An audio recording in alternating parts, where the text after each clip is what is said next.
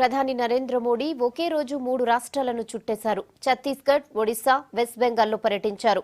బెంగాల్లో ప్రధానికి JNU issue heat తగిలింది. కొందరు స్టూడెంట్స్ ప్రధానికి వ్యతిరేకంగా నినాదాలు చేశారు. ప్రధాని నరేంద్ర మోడీ 3 రాష్ట్రాల్లో పర్యటించారు. ఉదయం ఛత్తీస్గఢ్కు వెళ్లిన పీఎం డాంగర్గఢ్లో రూర్బన్ మిషన్ను ప్రారంభించారు. గ్రామాలు పట్టణాల కలయికే రూర్బన్ మిషన్ అన్నారు పీఎం. వలసలకు తగ్గట్టుగా నగరాల అభివృద్ధికి ప్రణాళికలు ఉండాలన్నారు. గ్రామాలను అభివృద్ధి పథంలో నడిపించాల్సిన అవసరం ఉందన్నారు పీఎం. గొర్రెలమ్మి టాయిలెట్ కట్టుకున్న 104 ఏళ్ల కున్వర్ బాయ్ అనే మహిళను ప్రధాని ప్రశంసించారు.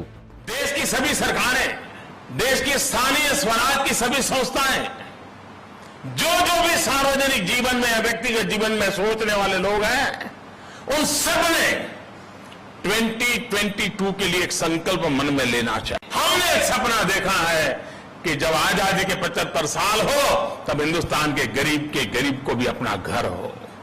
2022 तक 5 करोड़ घर बनाने। ఇక తర్వాత ఒడిశా వెళ్లిన పీఎం అక్కడ రైతులను ఉద్దేశించి ప్రసంగించారు.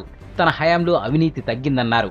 అవినీతికి ఆస్కారం ఇవ్వకపోవడంతో కార్పొరేట్లలో తనపై వ్యతిరేకత వ్యక్తమవుతోందన్నారు. అలాగే రైతులకు సాధారణ ప్రజానికానికి మేలు చేసే ఎన్నో పనులు చేస్తున్నామన్నారు పీఎం. भाइयों बहनों, पहले एक और मुसीबत थी कि किसान फसल बीमा का प्रीमियर भांति भांति का रहता था। मुझे बताया गया उत्तर प्रदेश के कुछ इलाकों में 14% प्रीमियम देना पड़ा और रकम आधे से भी कम मिली, और वो भी जिस बैंक से लोन लिया था उस बैंक को सीधी सीधी चली गई, किसान का जेब तो खाली रहा। ये कमियां हमने दूर कर दी। తర్వాత పశ్చిమ బెంగాల్ కోల్కతాకు వెళ్లారు ప్రధాని. అక్కడ గౌండియామట్లో నేతాజీ ఇండోర్ స్టేడియంలో సెలబ్రేషన్స్ లో పాల్గొన్నారు. అంతకుముందు ప్రధానికి జేఎన్యూ ఇష్యూ హీట్ తగిలింది. కొందరు స్టూడెంట్స్ ప్రధానికి వ్యతిరేకంగా నినాదాలు చేశారు.